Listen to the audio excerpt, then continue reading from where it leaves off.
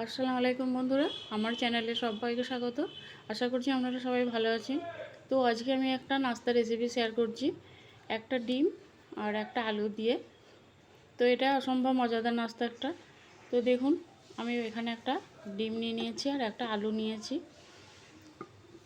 তো চলুন রেসিপিটা শুরু করি। প্রথমে আমি আলুটাকে এভাবে পাতলা পাতলা করে কেটে নিয়েছি। এরপর আমি আলুটাকে ভেজে নেব। এখানে একটা ফ্রাই প্যান বসিয়ে এতে আমি দিয়ে দিলাম তেল।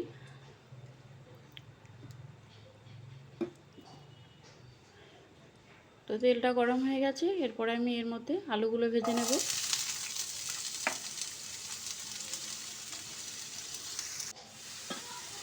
তো এটা খুব কম সময়ের মধ্যে আপনারা তৈরি করে নিতে পারবেন। দিয়ে দিলাম স্বাদ মতো নুন। আলুটাকে আমি এভাবে ভেজে নেব। এরপর আমি দিয়ে দিলাম একটা বড় সাইজের পেঁয়াজ কুচি। আবার এটাকে খুব ভালো করে নেড়ে চেড়ে এর সঙ্গে মিশিয়ে দেবো ও খুব ভালো করে লাল লাল করে ভেজে নেব। এর মধ্যে আমি দিয়ে দিলাম অল্প একটু হলুদ গুঁড়ো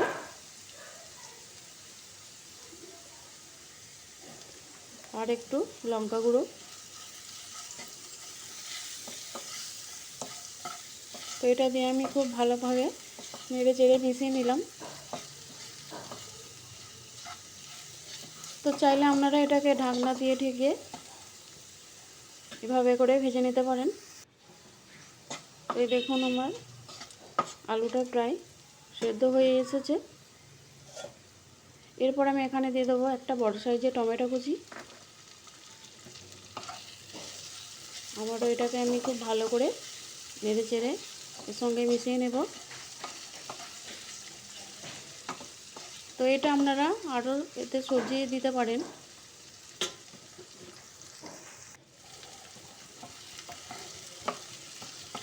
আর এটা এভাবে করে নাস্তাটা তৈরি করলে এটা বাচ্চারাও খেতে খুব ভালো পছন্দ করে। এরপর আমি এটাকে একটা মিক্সিং বোলে তুলে নিয়েছি। আর এরপর আমি এতে দিয়ে দিলাম 1 চামচ ময়দা, 2টো কাঁচা লঙ্কা কুচি, ধনেপাতা কুচি,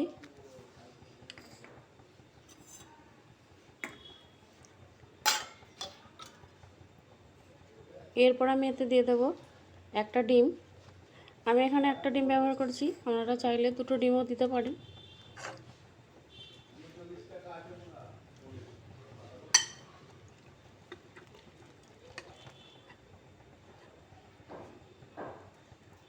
তো এরপর চামচ দিয়ে একটা ভালো করে মিশিয়ে নিলাম।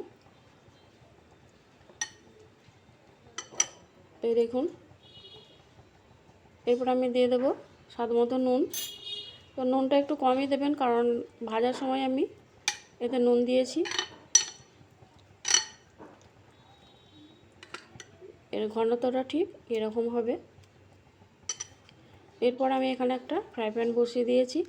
এতে দিয়ে দিলাম 2 চামচের মতো সাদা তেল। তো তেলটাকে এর গায়ে ভালো করে লাগিয়ে নিলাম। এরপর যে আমি আলু আর ডিমের মিশ্রণটা করেছিলাম, এরপর এতে আমি ঢেলে দিলাম।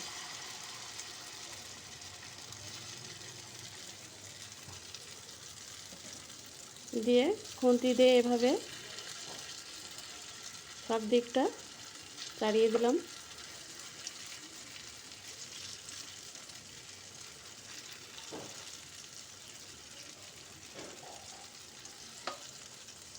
খুন্তি দিয়ে একটা এভাবে করে সমান করে নিলাম।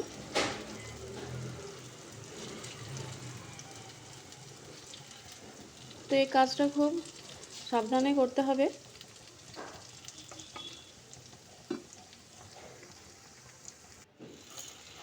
এরপর আমি এভাবে করে 2টো হাতা দিয়ে এভাবে খুব সাবধানে এটাকে অপর পিঠটা উল্টে নিলাম।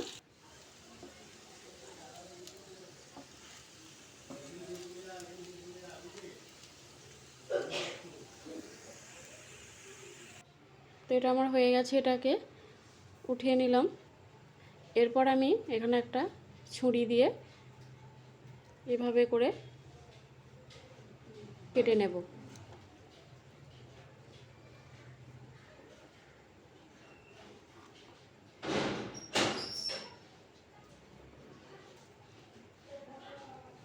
এইভাবে করে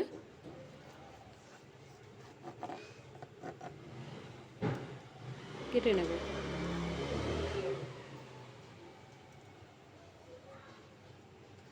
তো দেখুন কতটা সুন্দর দেখতে লাগছে, আর এটা খুব কম সময়ের মধ্যেই এই নাস্তাটা আপনারা তৈরি করে নিতে পারবেন। আর যদি ভালো লাগে অবশ্যই একটা লাইক দেবেন। প্লিজ আমার চ্যানেলটা